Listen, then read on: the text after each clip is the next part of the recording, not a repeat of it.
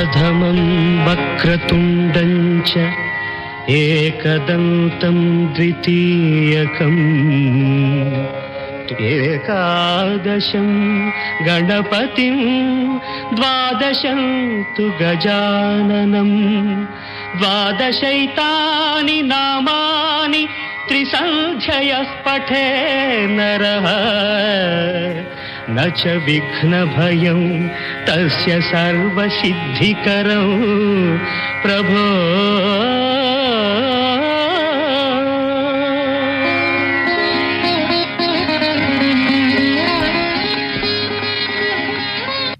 The following 2RRR program broadcast in the Kannada language is supported by the Community Broadcasting Foundation of Australia.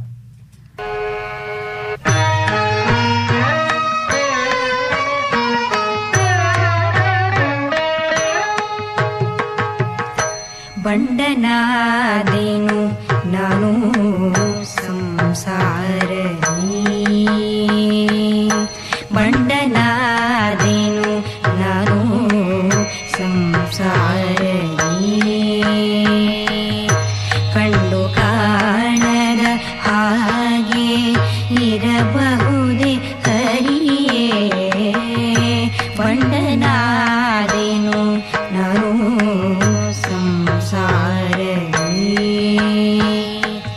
ಕಣ್ಣು ಕಾಣದ ಹಾಗೆ ಇರಬಹುದೇ ಹರಿಯೇ ಬಂಡನಾದೇನು ನಾನು ಸಂಸಾರದಲ್ಲಿ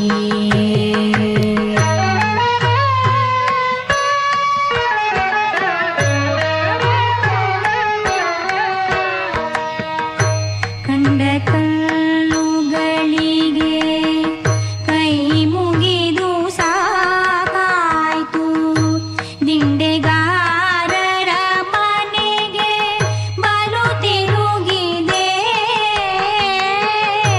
ಕಂಡ ಕಣ್ಣುಗಳಿಗೆ ಕೈ ಮುಗಿದು ಸಾಕಾಯ್ತು ದಿಂಡೆಗಾರರ ಮನೆಗೆ ಬಲು ತಿರುಗಿದೆ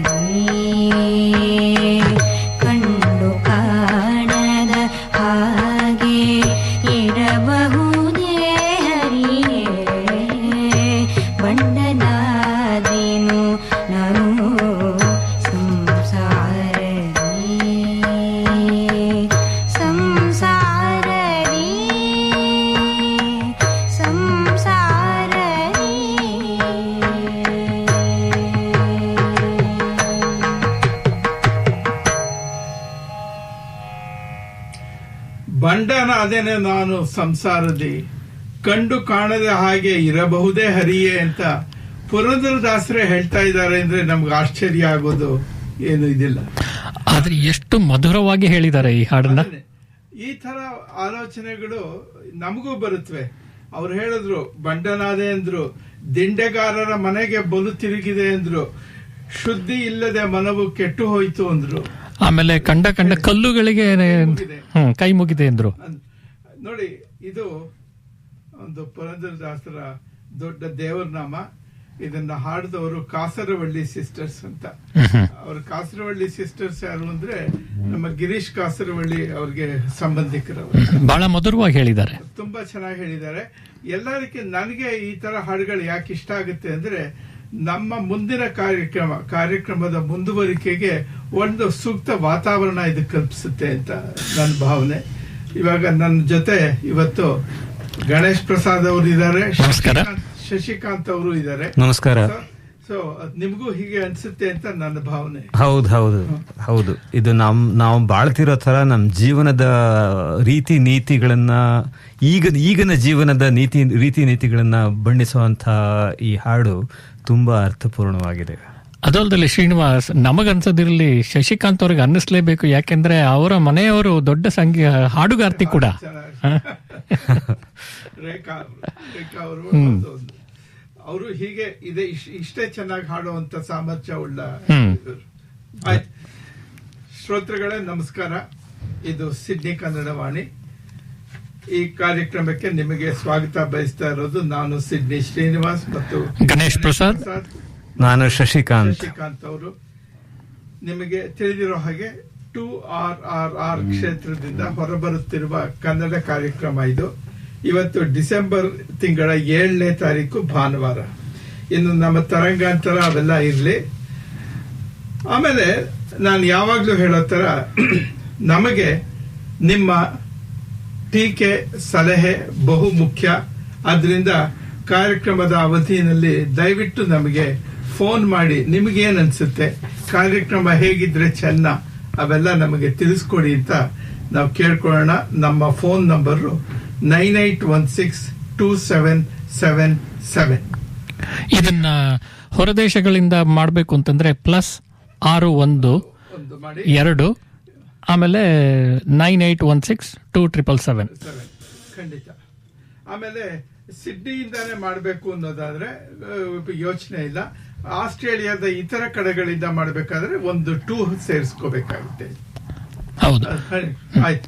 ನಮ್ಮ ಶ್ರೋತೃಗಳು ಪ್ರೋಗ್ರಾಮ್ನ ಕೇಳ್ಕೊಂಡು ಅವರ ಅನಿಸಿಕೆಗಳನ್ನ ತಿಳಿಸಿದಾರಲ್ವ ಶ್ರೀನಿವಾಸ್? ಅದು ತಿಳಿಸಿದ್ದಾರೆ. ಇವಾಗ ಇದಕ್ಕೆ ಬರೋಣ. ಹೋದ ಬಾರಿಯ ಕಾರ್ಯಕ್ರಮ ಯಾಕೋ ನಂದು ಇದ್ರ ಕಡೆಯಿಂದ ವಾಲ್ಯೂಮ್ ಸರಿಯಾಗಿ ಬರ್ತಾ ಇದೆಯೋ ಇಲ್ವೋ ನನಗೆ ಗೊತ್ತಾಗ್ತಾ ಇಲ್ಲ. ಯಾಕಂದ್ರೆ ಇಲ್ಲಿ ಮೀಟರ್ ಸರಿಯಾಗಿ ತೋರಿಸ್ತಿಲ್ಲ. ಸ್ವಲ್ಪ ಇವರು ಎಲ್ಲ ಆನ್ ಆಗಿದೆ.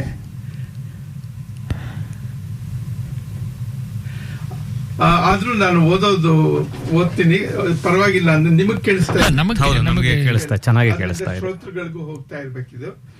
ನೋಡಿ, ನಮ್ಮ ಹೋದ ವಾರದ ಕಾರ್ಯಕ್ರಮವನ್ನ ಕುರಿತು ಸುಮಾರು 4 ಜನ ಪ್ರತಿಕ್ರಿಯೆ ವ್ಯಕ್ತಪಡಿಸಿದ್ದಾರೆ. ಅದೊಂದು ರೆಕಾರ್ಡ್ ಅಂತ ನನ್ನ ಭಾವನೆ. ಯಾಕೆಂದ್ರೆ ಈ ತರ ಪ್ರತಿಕ್ರಿಯೆ ನಮಗ್ ಬರ್ತಿದ್ರೆ ನಮಗೆ ಮುಂದೆ ಇದೇ ತರ ಕಾರ್ಯಕ್ರಮ ಪ್ರೋತ್ಸಾಹ, ಹುಮ್ಮಸ್ಸು ಬರ್ತಾ ಇರುತ್ತೆ.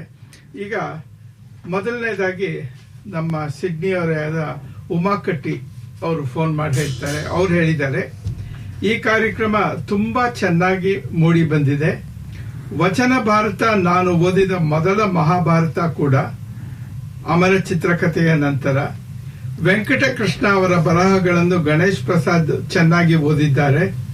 ಉಷಾ ಅವರ ಕೋರಿಕೆ ಸಮಂಜಸವಾಗಿದೆ. ಯಾಕೆಂದ್ರೆ ನಿಮಗೆ ಜ್ಞಾಪಕ ಇರ್ಬೋದು, ನಮ್ಮನೆಯಿಂದಲೇ ಉಷಾ ಫೋನ್ ಮಾಡಿ, ಹೌದು, ಇವರು ನಮ್ಮ ಶಾಸ್ತ್ರಿಗಳು, ಕೃಷ್ಣ ಶಾಸ್ತ್ರಿಗಳು ಮತ್ತು ದೇವುಡು ಅವರ ಸ್ಮಾರಕ ಇಲ್ಲದೆ ಇರೋದು ಒಂದು ಶೋಚನೀಯ ಅಂತ ಒಂದು ವ್ಯಕ್ತಪಡಿಸಿದ್ರು. ಅದನ್ನ ಇವರು ಅನುಮೋದಿಸ್ತಾ ಇದ್ದಾರೆ. ಸಮಂಜಸವಾಗಿದೆ ಅನಿಸಿತು ನನಗೆ. ನನ್ನ ತಾತನವರು ಕಟ್ಟಿಸಿದ ಮನೆಯನ್ನು ಬೇಳಿಸಿ ಹೊಸದು ಕಟ್ಟಿಸಿದಾಗ ನನಗೆ ತುಂಬಾ ದುಃಖವಾಗಿತ್ತು. ದೇವುಡು ಮತ್ತು ಕೃಷ್ಣಶಾಸ್ತ್ರಿ ಅಂತವರ ಮನೆಗಳು ಇಲ್ಲವಾದರೆ ಕನ್ನಡ ಸಾಹಿತ್ಯ ಲೋಕಕ್ಕೆ ನಷ್ಟ. ಇವರು ಒಂದು ಉಮಾಕಟ್ಟಿ ಅವರು ಹೇಳ್ತಾರೆ. ಅದಾದ್ಮೇಲೆ ಸರೋಜಾ ಎನ್ ರಾವ್ ಅವರು ಗಣೇಶ್ ಪ್ರಸಾದ್ ಅವರ ತಾಯಿ.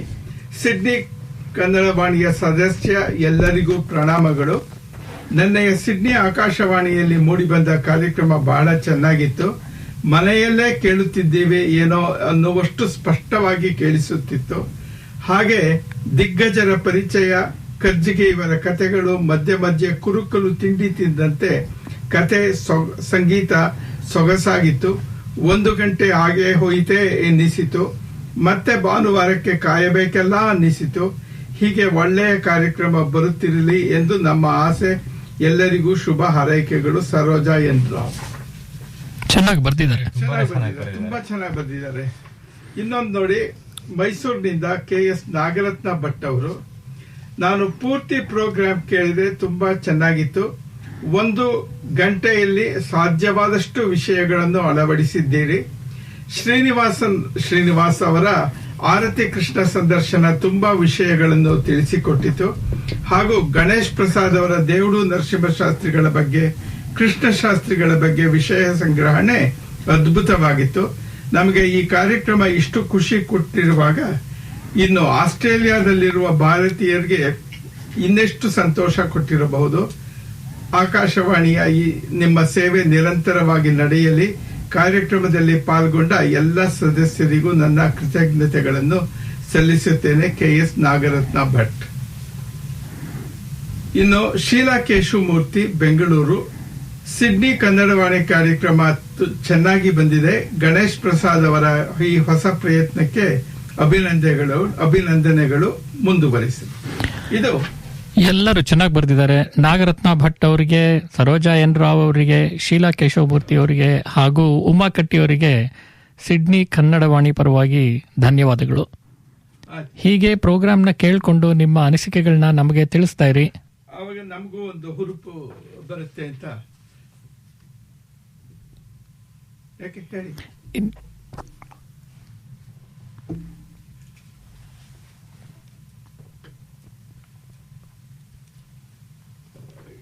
ಇನ್ನೂ ನಮಗೊಂದಿಷ್ಟು ಹುರುಪು ಬರುತ್ತೆ ಅಂತ ನಾವು ಅನ್ಕೋತೀವಿ.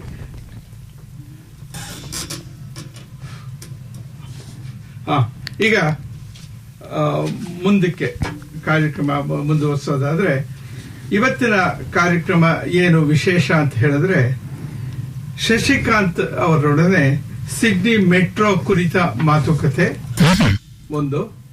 ಅದಾದ ಮೇಲೆ ಗಣೇಶ್ ಪ್ರಸಾದ್ ಅವರು ನಿರೂಪಿಸುವ ಕರುಣಾಳು ಬಾಬೆಳಕೆ ಮತ್ತು ಧೀಮಂತ ಸಾಹಿತಿಗಳ ಪರಿಚಯ.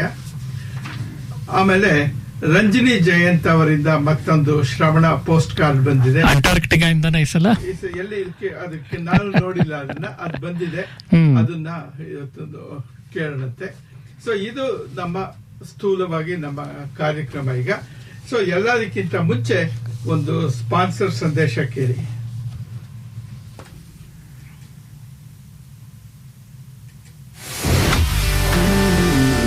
Looking to capture unforgettable moments from above? Discover Enoid Drone Hire Services in Sydney. Whether it's your wedding day, a special event, or any personal celebration, our expert pilots are here to help. With breathtaking aerial shots, we turn your memories into stunning visuals that you'll cherish forever. Elevate your event with 2RRR sponsor Enoid Drone Services, where we turn moments into magic. For all inquiries, including rentals, go to info@enord.com.au.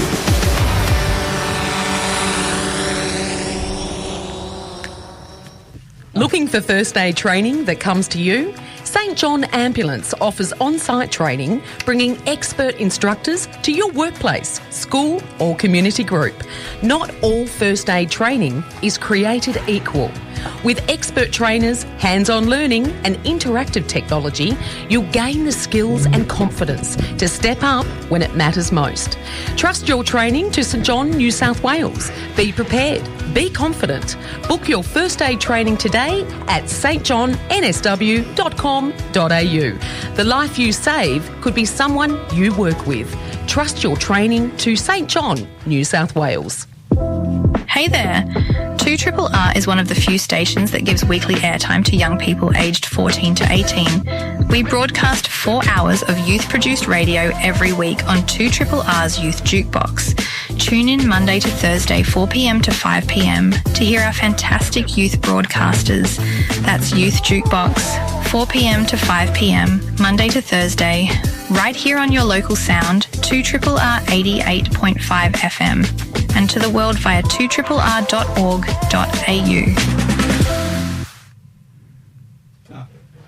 ಈ ಮೊದಲೇ ತಿಳಿಸಿದ ಹಾಗೆ ಇವತ್ತು ಶಶಿಕಾಂತ್ ಅವರು ನಮ್ಮ ಮುಂದೆ ಬಂದಿದ್ದಾರೆ. ನಮಸ್ಕಾರ. ಅವರು ಸಿಡ್ನಿ ಮೆಟ್ರೋ ವಿಚಾರ ಮಾತಾಡ್ತಾರೆ. ನನಗೆ ಮೆಟ್ರೋ ಅಂದಾಗ ಒಂದು ಆಶ್ಚರ್ಯ, ನಮ್ಮ ಹಳೆ ಕಾಲ ಜ್ಞಾಪಕಕ್ಕೆ ಬರುತ್ತೆ. ನಾವು ಹಿಂದೆ ಸಿಡ್ನಿಯಿಂದ ಇದು ಸ್ಟ್ರಾತ್ಫೀಲ್ಡ್ ಇಂದ ಕ್ಯಾಂಪ್ಸಿಗೆ ಹೋಗ್ಬೇಕಾದ್ರೆ ಪಕ್ಕದಲ್ಲಿರೋ ಸಬರ್ಬ್ ಆದ್ರೂ ರೆಡ್ ಫರ್ನ್ ಹೋಗಿ ಚೇಂಜ್ ಮಾಡ್ಕೊಂಡು ಬರ್ತಾ ಇದ್ವಿ. ರೆಡ್ ಫರ್ನ್ ವರ್ಗೂ ಹೋಗಿ ಅಲ್ಲಿ ಲೈನ್ ಚೇಂಜ್ ಮಾಡ್ಕೊಂಡು ಕ್ಯಾಂಪ್ಸಿಗೆ ಬರೋ ಸುಮಾರು ವರ್ಷ ಅದು ಆಗಿತ್ತು. ಇವಾಗ ಪ್ರಾಯಶಃ ಅದ್ರಲ್ಲಿ ಬದಲಾಗುತ್ತೆ ಅಂತ ಅನ್ಕೋತೀನಿ ಈಗ, ಅಥವಾ ಬದಲಾಗಿದೆ ಅನ್ಕೋತೀನಿ. ಅದ್ ನಾನ್ ಹೇಳೋದಕ್ಕಿಂತ ಶಶಿಕಾಂತ್ ಅವರು ಈ ವಿಚಾರಗಳು ಏನ್ ಹೇಳ್ತಾರೆ ಕೇಳೋಣ. ಇದೋ ಕೇಳಿ ಶಶಿಕಾಂತ್ ಅವರು. ನಮಸ್ಕಾರ ಶ್ರೋತೃ ಬಾಂಧವರೇ, ನಾನು ಶಶಿಕಾಂತ ಮಾತಾಡ್ತಾ ಇರೋದು. ಶ್ರೀನಿವಾಸ್ ಅವರು ಹೇಳಿದಾಗೆ ನಿಮ್ಗೆಲ್ಲ ಗೊತ್ತಿರೋ ಹಾಗೆ ನಮ್ಮ ಸಿಡ್ನಿಯಲ್ಲಿ ಮೆಟ್ರೋ ರೈಲ್ ಓಡಾಟ ಶುರುವಾಗಿ ಆಗಲೇ ಈಗ ಕೆಲವು ವರ್ಷಗಳ ಮೇಲೇನೆ ಆಗಿದೆ. ಮೆಟ್ರೋ ರೈಲ್ ನಮ್ಮ ನಗರದ ಸಂಚಾರ ಮತ್ತು ಓಡಾಟದಲ್ಲಿ ಒಂದು ದೊಡ್ಡ ಪರಿವರ್ತನೆಯನ್ನೇ ತಂದಿದೆ ಅಂದರೆ ಉತ್ಪ್ರೇಕ್ಷೆ ಆಗಲಾರದು. ಈಗಾಗಲೇ ಟಲವಾಂಗ್ನಿಂದ ಎಪಿಂಗ್ನಿಂದ ಚಾಟ್ಸ್ವುಡ್ ಮತ್ತು ಚಾಟ್ಸ್ವುಡ್ನಿಂದ ಮಾರ್ಟಿನ್ ಪ್ಲೇಸ್ ಮತ್ತು ಸೆಂಟ್ರಲ್ ಮುಖಾಂತರ ಸಿಡ್ನಮ್ ತನಕ ಆಗಲೇ ಮೆಟ್ರೋ ರೈಲ್ ಓಡಾಡ್ತಾನೆ ಇದೆ. ಅದು ನಿಮಗೆಲ್ಲ ಗೊತ್ತಿರೋ ವಿಚಾರನೇ. ಇದು ಡ್ರೈವರ್ ರಹಿತ ಸ್ವಯಂ ಚಾಲಿತ ರೈಲು ವ್ಯವಸ್ಥೆ, CBTC ಅಂದರೆ ಕಮ್ಯುನಿಕೇಶನ್ ಬೇಸ್ಡ್ ಟ್ರೈನ್ ಕಂಟ್ರೋಲ್ ಎನ್ನುವ ಇಂಟರ್ನೆಟ್ ನಿಯಂತ್ರಣದ ಸಿಗ್ನಲಿಂಗ್ ವ್ಯವಸ್ಥೆಯ ಮುಖಾಂತರ ನಡೆಯುವ ರೈಲ್ ಗಾಡಿಗಳು ಗಂಟೆಗೆ 100 ಕಿಲೋಮೀಟರ್ ವೇಗವನ್ನು ಮೀರಿ ಚಲಿಸುತ್ತವೆ. ಹಾಗಂದ್ರೆ ನಮಗೆಲ್ಲ ಬಾಲ್ಯದಿಂದಲೇ ಬಹಳ ಪರಿಚಿತವಾಗಿ ಉಳಿದಿರುವ ಹಲಗೆಗಳನ್ನು ಉಪಯೋಗಿಸಿ ಸಿಮೋಫೋರ್ ಸಿಗ್ನಲ್, ಅದಾದ್ಮೇಲೆ ನಾವು ಕೆಂಪು, ಹಳದಿ ಮತ್ತು ಹಸಿರು ಬಣ್ಣದ ಸಿಗ್ನಲ್ ಲೈಟ್ಗಳು ಮತ್ತು ಹಳಿಯ ಪಕ್ಕದ ಲೈಟ್ ಕಂಬಗಳು, ಆ ಲೈಟ್ಗಳನ್ನು ನಿಯಂತ್ರಿಸಲು ಬೇಕಾಗಿರುವ ಮೈಲುಗಟ್ಟಲೆ ವೈರುಗಳು, ಇದೆಲ್ಲ ಮೆಟ್ರೋ ರೈಲಲ್ಲಿ ಬೇಕಾಗಿಲ್ಲ ಇವಾಗ. ಅದೆಲ್ಲ ಇಲ್ಲವೇ ಇಲ್ಲ ಇವಾಗ. ಆದರೆ ಬೇರೆ ತರ ಕೆಲವು ವೈರುಗಳು ಮತ್ತು ಬೇರೆ ಎಲೆಕ್ಟ್ರಾನಿಕ್ ವ್ಯವಸ್ಥೆಗಳು ಉಪಸ್ಥಿತವಾಗಿದೆ ಅಂತ ಅನ್ಕೊಳ್ಳಿ.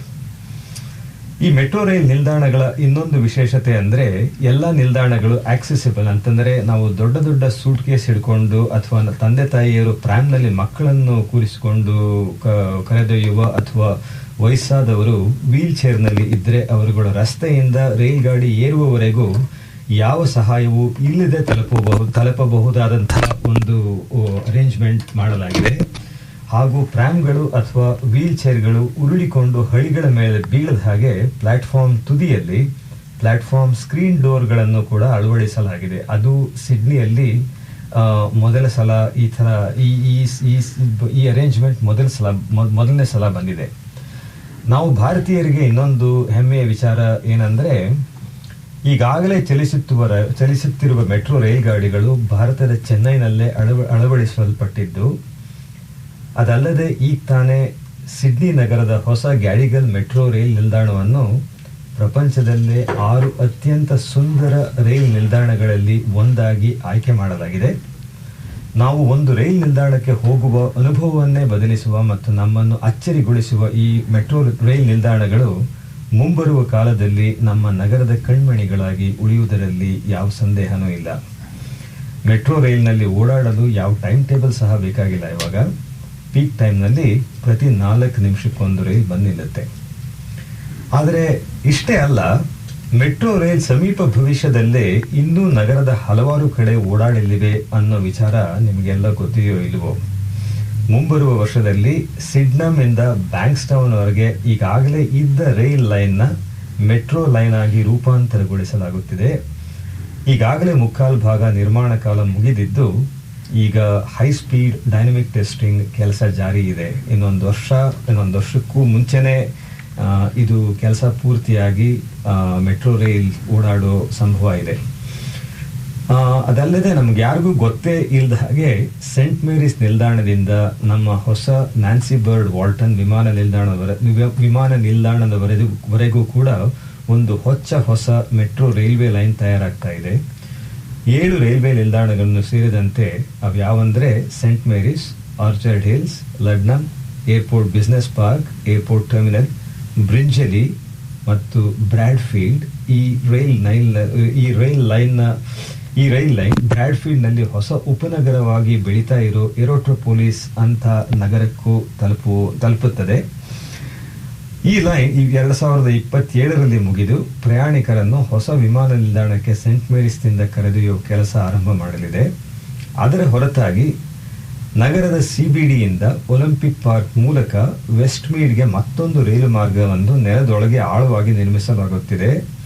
ನಮಗೆ ಏನೂ ಗೊತ್ತೇ ಆಗದಂತೆ ನಮ್ಮ ಕಾಲುಗಳ, ನಮ್ಮ ಮನೆಗಳ, ಬೇರೆ ಬೇರೆ ಕಟ್ಟಡಗಳ ಕೆಳಗೆ 25 ಮೀಟರ್ ಆಳದಲ್ಲಿ ಭರ್ಜರಿ ಸುರಂಗ ಮಾರ್ಗಗಳ ನಿರ್ಮಾಣ ಈಗಾಗಲೇ ಜಾರಿ ಇದೆ. ಇದನ್ನು ಸಿಡ್ನಿ ಮೆಟ್ರೋ ವೆಸ್ಟ್ ಲೈನ್ ಎಂದು ಕರೆಯಲಾಗಿದೆ. ಹೊಸ 8 ನಿಲ್ದಾಣಗಳ ನಿರ್ಮಾಣ ಮಾಡಲಾಗುತ್ತಿದೆ. ಹೊಸ ನಿಲ್ದಾಣಗಳು ಯಾವುವೆಂದರೆ Hunter Street, Pyrmont, the Bays, Five Dock, Burwood North Strathfield, Sydney Olympic Park, Parramatta ಮತ್ತು ವೆಸ್ಟ್ ಮೀಡ್. ಈ ಎಲ್ಲಾ ನಿಲ್ದಾಣಗಳ ನಿರ್ಮಾಣ ಕೆಲಸ ಶೀಘ್ರದಲ್ಲೇ ಶುರುವಾಗಲಿದ್ದು, ಈ ರೈಲ್ ಲೈನ್ 2032ನೇ ಇಸವಿಯಲ್ಲಿ ಮುಗಿಸುವ ಯೋಜನೆ ಇದೆ. North Strathfield, Sydney Olympic Park, Parramatta ಮತ್ತು ವೆಸ್ಟ್ ಮೀಡ್ನಲ್ಲಿ ನಿಮ್ಗಾಗಲೇ ಗೊತ್ತಿರೋ ಹಾಗೆ ಒಂದೊಂದು ನಿಲ್ದಾಣ ಆಗಲೇ ಇವೆ. ಅದರ ಜೊತೆ 4 ಜಾಗದಲ್ಲಿ ಇನ್ನೊಂದೊಂದು ನಿಲ್ದಾಣಗಳು ಆಗಲಿವೆ. ವೆಸ್ಟ್ ಮೀಡ್ನಲ್ಲಿ ಮಾತ್ರ ಇರುವ ನಿಲ್ದಾಣದ ಪಕ್ಕದಲ್ಲೇ ಮೆಟ್ರೋ ಸ್ಟೇಷನ್ ಕಟ್ಟಿ ಈ ಪ್ರದೇಶ ಒಂದು ಸಾರಿಗೆ ಸಮೀಕರಣ ಪ್ರದೇಶ ಆಗಲಿದೆ. ಹಾಗೆಯೇ ನಾರ್ತ್ ಸ್ಟ್ರಾತ್ಫೀಲ್ಡ್ನಲ್ಲಿಯೂ ಸಹ ಇರುವ ನಿಲ್ದಾಣದ ಪಕ್ಕದಲ್ಲೇ ಮೆಟ್ರೋ ನಿಲ್ದಾಣವನ್ನು ಕೂಡ ನಿರ್ಮಿಸಲಾಗುತ್ತಿದೆ. ಇನ್ನು ಮುಂದೆ ಎಷ್ಟು ಮೆಟ್ರೋ ರೈಲ್ ಮಾರ್ಗಗಳನ್ನು ನಿರ್ಮಿಸುತ್ತಾರೋ ಅದು ಈಗ ನಮಗೆ ಗೊತ್ತಿಲ್ಲದ ಮಾತು. ಆದರೆ ಈಗಾಗಲೇ ನಿರ್ಮಿಸಿರುವ ಮತ್ತು ನಿರ್ಮಿಸುತ್ತಿರುವ ಮೆಟ್ರೋ ರೈಲ್ ವ್ಯವಸ್ಥೆ ನಮ್ಮ ಸಿಡ್ನಿ ನಗರದ ಸಾರಿಗೆ ವ್ಯವಸ್ಥೆಯನ್ನು ಸಂಪೂರ್ಣವಾಗಿ ಪರಿವರ್ತಿಸಿ ಉತ್ತಮಗೊಳಿಸುವುದರಲ್ಲಿ ಯಾವ ಸಂದೇಹನೂ ಇಲ್ಲ. ಧನ್ಯವಾದಗಳು. ತುಂಬಾ ಚೆನ್ನಾಗಿ ಹೇಳಿದ್ರಿ ಇವರೇ, ಶಶಿಕಾಂತ್ ಅವರೇ. ಒಂದು ಡ್ರೈವರ್ ಇಲ್ಲದೆ ಇರೋದು ಒಂದು, ಆಮೇಲೆ ಅಂದ್ರೆ ಅದಕ್ಕೆ ಪಬ್ಲಿಕ್ ಅಕ್ಸೆಪ್ಟಬಿಲಿಟಿ ಬರುತ್ತೆ ಅಂತ ಒಂದು ಕ್ವಶನ್ ಇದ್ದೇ ಇದೆ. ಹೌದು, ಆಗ್ಲೇ ಬಂದಿದೆ. 2-3 ವರ್ಷದಿಂದ ಓಡಾಡ್ತಿರೋದ್ರಿಂದ ಈಗ ಜನ ಪರವಾಗಿಲ್ಲ.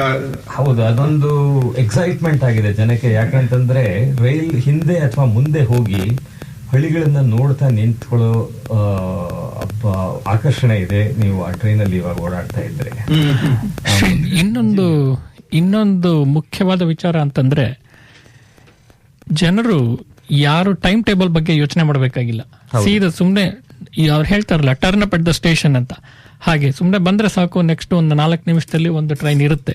ಅದು ಒಂದು ಅತ್ಯಂತ ಮುಖ್ಯವಾದ ಬೆಳವಣಿಗೆ. ಹೌದು. ಆಮೇಲೆ ನೀವು ತುಂಬಾ ಚೆನ್ನಾಗಿ ತಿಳಿಸ್ಕೊಟ್ರಿ. ನಾವು ಕೆಲವು ಕಡೆ ಓಡಾಡಬೇಕಾದ್ರೆ ಈ ಸಿಡ್ನಿ ಮೆಟ್ರೋದು ಮ್ಯಾಪ್ಗಳು ಹಾಕಿದ್ದಾರೆ. ಆ ಮ್ಯಾಪ್ನಲ್ಲಿ ಇನ್ನೂ ಒಂದು 3 ಲೈನ್ ಡಾಟೆಡ್ ಲೈನ್ ಅಲ್ಲಿ ತೋರಿಸಿದ್ದಾರೆ. ನೀವು ಬಹುಶಃ ಹೇಳಿದ್ರಲ್ಲ ಇನ್ನು ಮುಂದೆ ಯಾವ್ದು ಬರ್ಬೋದು ಅಂತ. ಅದೇ ಟಲವಾಂಗಿಂದ ಸೈಂಟ್ ಮೇರಿಸ್ ತನಕ ವಯಾ ಸ್ಕೋಫೀಲ್ಡ್ ಅದೊಂದು, ಆಮೇಲೆ ಏರ್ಪೋರ್ಟ್ ಇಂದ ಮೆಕಾರ್ಥರ್ಗೋ ಏನೋ ಇನ್ನೊಂದು, ವೆಸ್ಟ್ ಸೌತ್ ಲೆಪಿಂಗ್ಟನ್, ಆಮೇಲೆ ಲಿವರ್ಪೂಲ್ ಇಂದ ಇನ್ನೊಂದು ಕಡೆ ಗ್ಲೆನ್ಫೀಲ್ಡ್ ಇಂದ ಅದೊಂದೇನೋ ಬರಬೇಕು ಅಂತ, ಬ್ಯಾಂಕ್ಸ್ಟೌನ್ ಇಂದ ಲಿವರ್ಪೂಲ್. ಸೊ ಇವೆಲ್ಲ ಬಂದ್ರೆ ಬಹಳ ಚೆನ್ನಾಗಿರುತ್ತೆ ನೋಡಿ. ಇದು ಒಂದು ಬೋಲ್ಡ್ ಸ್ಟೆಪ್ ಅಂತ ಹೇಳ್ಬೋದು. ಹಿಂದೆ ಯಾರು ಇದು ಗ್ಲಾಡಿಸ್ ಗವರ್ಮೆಂಟ್ ಯಾರೋ ತಗೊಂಡಿದ್ದು ಅಂತ ಕಾಣುತ್ತೆ ಮೆಟ್ರೋ ಮಾಡಕ್ಕೆ. ಈಗ ಮೆಟ್ರೋ ಸಿಡ್ನಿಯ ಟ್ರಾನ್ಸ್ಪೋರ್ಟ್ ಸೀನ್ ನಲ್ಲಿ ಒಂದು ಅವಿಭಾಜ್ಯ ಅಂಗ ಆಗೋಗಿದೆ. ಮೆಟ್ರೋ ಇಲ್ದಲೆ ಇಷ್ಟು ದಿನ ಹೇಗೆ ನಾವೆಲ್ಲ ಇದ್ವಿ ಅನ್ನೋ ಹಾಗೆ. ಹೌದು, 10-12 ವರ್ಷದ ಹಿಂದೆ ಈ ಮೆಟ್ರೋ ರೈಲ್ ಉದ್ಘಾಟನೆ ಮಾಡೋ ಸಮಯದಲ್ಲಿ ಸಿಡ್ನಿಲಿ ಯಾರು ನಂಬಿರ್ಲಿಲ್ಲ ಈ ತರ ಒಂದ್ ಮೆಟ್ರೋ ಇಷ್ಟು ಬೇಗ ಪೂರ್ಣವಾಗಿ ಓಡುತ್ತೆ ಅಂತಂದ್ರೆ ಯಾರು ಯೋಚನೆ ಮಾಡಿರ್ಲಿಲ್ಲ. ಅದಾದ್ಮೇಲೆ 8 ವರ್ಷದಲ್ಲಿ ತಲವಾಂಗ್ನಿಂದ ಚಾಟ್ಸ್ವುಡ್ ತನಕ ಮೆಟ್ರೋ ರೈಲ್ ಓಡಾಡಕ್ ಶುರು ಮಾಡಿದ್ಮೇಲೆ ಎಲ್ಲರಿಗೂ ತುಂಬಾನೇ ಆಶ್ಚರ್ಯ ಆಯ್ತು ಅವಾಗ. ಹೌದು. ಆಮೇಲೆ ಇನ್ನೊಂದು ನನಗೆ ತುಂಬಾ ಆಕರ್ಷಣೀಯ ಅನ್ಸಿದ್ದು ದೈತ್ಯಾಕಾರದ ಇದು ಏನಂತೀರಾ, ಈ ಟನಲ್ ಬೋರಿಂಗ್ ಮೆಷಿನ್ಸ್, ಬೋರಿಂಗ್ ನೋಡಕ್ಕೆ ಒಂಥರ. ಹೌದು, ನಾವು ಸಿಡ್ನಿ ಮೆಟ್ರೋ ಬಗ್ಗೆ ಮಾತಾಡ್ತಿದ್ದಾಗ ಇನ್ನು ಒಂದು ವಿಚಾರ ಏನು ಹೇಳಬೇಕು ಅಂತಂದ್ರೆ, ಸಿಡ್ನಿಲಲ್ಲ, ಭಾರತ ದೇಶದಲ್ಲಿ ಎಷ್ಟು ಕಡೆ ಈಗ ಮೆಟ್ರೋ ರೈಲ್ಗಳು ಬಂದಿದೆ. ಆ ಮೆಟ್ರೋ ರೈಲ್ ಬಂದಿರೋದ್ರಿಂದ ಜನರಿಗೆ ಓಡಾಡೋದಕ್ಕೆ ಎಷ್ಟು ಅನುಕೂಲ ಆಗಿದೆ. ಅವರಿಗೆ ಟ್ರಾವೆಲ್ ಕಂಜೆಷನ್, ಆಮೇಲೆ ಟ್ರಾವೆಲ್ ಟೈಮ್ ಎಲ್ಲ ಬಹಳ ಕಡಿಮೆ ಆಗಿದೆ. ಈ ಇಷ್ಟು ವರ್ಷಗಳು ಸರ್ಕಾರದವರು ಮೆಟ್ರೋ ಕಟ್ಸೋಕೆ ಒಂಥರ ಮನಸ್ಸು ಕೂಡ ಮಾಡಿರಲಿಲ್ಲ. ಈಗ ಒಂದು ಲಾಸ್ಟ್ ಒಂದು 10-12 ವರ್ಷದಲ್ಲಿ ಎಷ್ಟು ಮೆಟ್ರೋಗಳು ಬಂದಿದೆ. ಈ ಬೆಂಗಳೂರಿನಲ್ಲೇ ಮೆಟ್ರೋ ಎಷ್ಟು ಬೆಳೀತಾ ಇದೆ. ನೀವು ಯಾವಾಗ ಹೋಗಿ ಮೆಟ್ರೋ ಟ್ರೈನ್ ಫುಲ್ ಆಗಿರುತ್ತೆ. ಹೌದು. ಅದು ಅಲ್ಲದೆ ಇನ್ನೊಂದೇನು ಅಂತಂದ್ರೆ, ಬೆಂಗಳೂರಿನ ಟ್ರಾಫಿಕ್ ವಿಚಾರ ಯೋಚನೆ ಮಾಡಿದ್ರೆ, ಇವಾಗ ಬೆಂಗಳೂರಲ್ಲಿ ಒಂದ್ ಕಡೆಯಿಂದ ಒಂದ್ ಕಡೆ ಹೋಗೋದಕ್ಕೆ ಮೆಟ್ರೋ ರೈಲ್ ಮಾತ್ರ ಬೇಗ ಆಮೇಲೆ ಸುಗಮವಾಗಿ ಹೋಗುವಂತ ಸೌಕರ್ಯ ಇರೋದು ಮೆಟ್ರೋ ರೈಲ್ ಅಲ್ಲಿ ಮಾತ್ರ. ಅದು ಸಿಡ್ನಿಲೂ ಅದೇ ತರ ಆಗೋ ಪರಿಸ್ಥಿತಿ ಬರುತ್ತೆ ಇನ್ ಮುಂದೆ ಅಂತ ನನಗನ್ಸದು. ನೋಡಿ, ಈ ಇನ್ನೊಂದು ಇದು ಒಂಥರ ವಿಶ್ಫುಲ್ ಥಿಂಕಿಂಗ್ ಅಂತಾರಲ್ಲ, ಆ ಥರ ಇವತ್ತು ನೆನ್ನೆನ ತಾನೇ ಓದ್ದೆ, ಲಕ್ಸಂಬರ್ಗ್ ನಲ್ಲಿ all public transport has been made free for people. Free ಮಾಡ್ಬಿಟ್ಟಿದಾರಂತೆ. ನಮಗೂ ಅನ್ಸುತ್ತೆ ಕೆಲವು ಸಲ ನಮ್ಮ ಸಿಡ್ನಿಲೂ ಎಲ್ಲ ಪಬ್ಲಿಕ್ ಟ್ರಾನ್ಸ್ಪೋರ್ಟ್ ಯಾವಾಗ ಫ್ರೀ ಆಗತ್ತೆ ಅಂತ. ಅದಕ್ಕೆ ನಾ ಹೇಳಿದ್ದು ಇದು ವಿಶ್ಫುಲ್ ಥಿಂಕಿಂಗ್ ಅಷ್ಟೇನೆ. ಅದೇ ನಾನ್ ಬದುಕಿರೋ ತನಕ ಅದಾಗೋ ಹಾಗೆ ಕಾಣ್ತಾ ಇಲ್ಲ. ಚೆನ್ನಾಗಿ ಹೇಳಿದ್ರಿ, ತುಂಬಾ ಧನ್ಯವಾದಗಳು ಶಶಿಕಾಂತ್ ಅವರೇ. ಅದರಿಂದ ನಿಮಗೆ ಒಂದು ರಿವಾರ್ಡ್ ತರ ನಿಮ್ಮ ಮೆಚ್ಚಿನ ಗೀತೆ 2 ಇದೆ ಇಲ್ಲಿ. ಹೌದು. ಏನೆಂದು ಒಂದು, ಹೌದು, ಇನ್ನೊಂದು ಎಲ್ಲೋ ಹುಡುಕಿದೆ. ಹೌದು. ಯಾವ್ದನ್ನ ಹಾಕೊಂಡ್ರೆ ಅದನ್ನ ಹಾಕ್ತೀನಿ. ನನಗೆ ಏನೊಂದು ರಾಜ್ಕುಮಾರ್ ಅವ್ರ ಹೇಳಿರೋ ಹಾಡು ಒಂದು, ಅದು ನನ್ಗೆ ತುಂಬಾ ಪ್ರಿಯವಾದ ಹಾಡು. ಯಾತಕ್ಕೆ ಅಂತಂದ್ರೆ, ಅದು ನಮ್ಮ ಈಗಿನ ಜೀವನಕ್ಕೆ ಎಷ್ಟು ನಿಜಾಂಶವಾಗಿದೆ ಆ ಹಾಡು ಅಂತಂದ್ರೆ, ನಾನು ಎಷ್ಟು ಸತಿ ಕೇಳಿದ್ರು ನನಗೆ ಬೇಜಾರಾಗೋದಿಲ್ಲ. ಅದೊಂದು ಹಾಡು ಮಾತ್ರ. ಅದರಿಂದ ನಿಮಗೆ ರಿವಾರ್ಡ್ ಇದರಲ್ಲಿ ಇದನ್ನ ಪ್ಲೇ ಮಾಡ್ತೀನಿ. ಅಷ್ಟರಲ್ಲಿ ನಾನು ಫೋನ್ ತಗೋತೀನಿ. ಧನ್ಯವಾದಗಳು.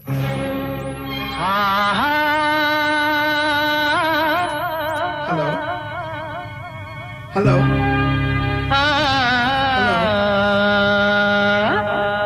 ಹಲೋ.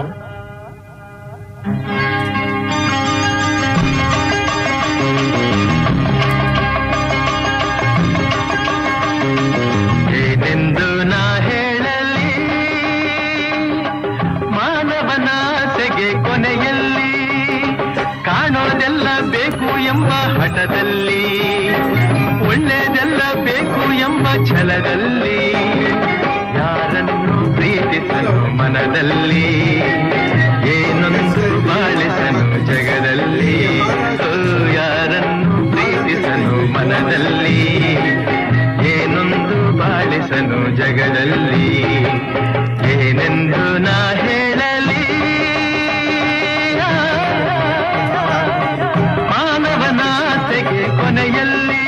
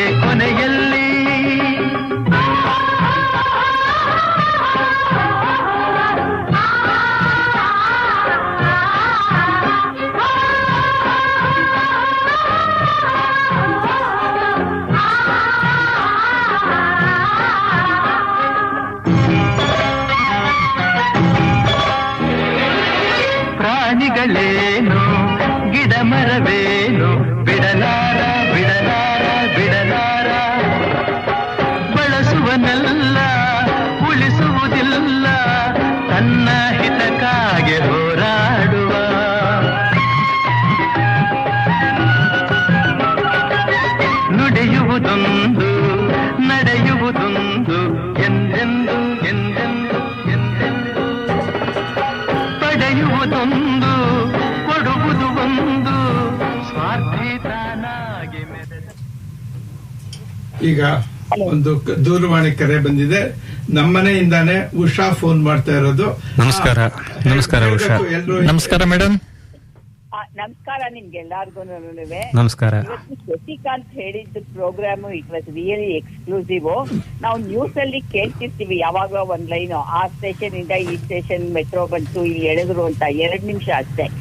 ನೀವು ಇವತ್ತು ತುಂಬಾ ಚೆನ್ನಾಗಿ ಇನ್ಫಾರ್ಮೇಶನ್ ಕೊಟ್ಟಿದ್ದೀರಾ. ಧನ್ಯವಾದಗಳು. ಬಂದು ಕೊಡ್ತೀರಿ ಖಂಡಿತ.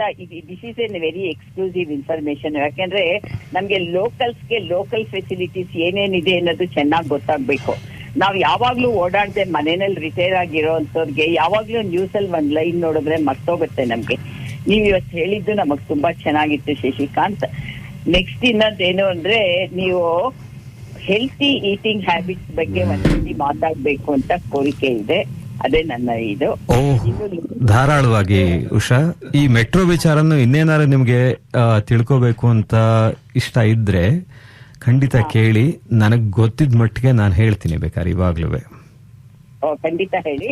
ಆಮೇಲೆ ಇನ್ನು ಗಣೇಶ್ ಪ್ರಸಾದ್ ದಂತುವೆ ನಾವ್ ಯಾವಾಗ್ಲೂ ಎದುರು ನೋಡ್ತಾ ಇರೋಂತ ಟಾಪಿಕ್ ತುಂಬಾ ಚೆನ್ನಾಗಿ ಬರ್ತಾ ಇದೆ. ಧನ್ಯವಾದಗಳು madam. Okay, thanks for calling. ತುಂಬಾ ಆಯ್ತಲ್ಲಪ್ಪ, ಇದು ಮುಗಿತಾ ಇದ್ದಂಗೆ ನಿಮ್ ಮನೆ ಹೈಕಮಾಂಡ್ ಇಂದಲೇ ನಮ್ಗೆ ಪ್ರಶಂಸನೆ ಬಂದ್ಬಿಟ್ಟಿದೆ ಅಂದ್ಮೇಲೆ ಇನ್ನೇನು. ಇನ್ನೊಂದು ಸಣ್ಣ ಸ್ಪಾನ್ಸರ್ ಸಂದೇಶ ಇದೆ, ಕೇಳಿ. Local 2RRR sponsor, Community Bank North Ryde, loves giving back to our community. Last year alone, they invested 94% of their prior year's net profit after tax towards a bunch of local initiatives. All made possible because you choose to bank with them. Proudly part of Bendigo Bank, Community Bank North Ryde in Cox's Road Mall. ಇವಾಗ ಗಣೇಶ್ ಪ್ರಸಾದ್ ಅವ್ರ ಕಡೆ ಬರೋಣ. ಗಣೇಶ್ ಪ್ರಸಾದ್ ಅವರೇ, ಇವಾಗ ನೀವು ಪ್ರಸ್ತುತ ಪಡಿಸ್ತಾ ಇದ್ದೀರಿ ಕರುಣಾಳು ಬಾಬೆಳಕೆ. ಅದನ್ನ ಭಾಗ 5, 6 ಮುಂದುವರಿಸಬಹುದಾ?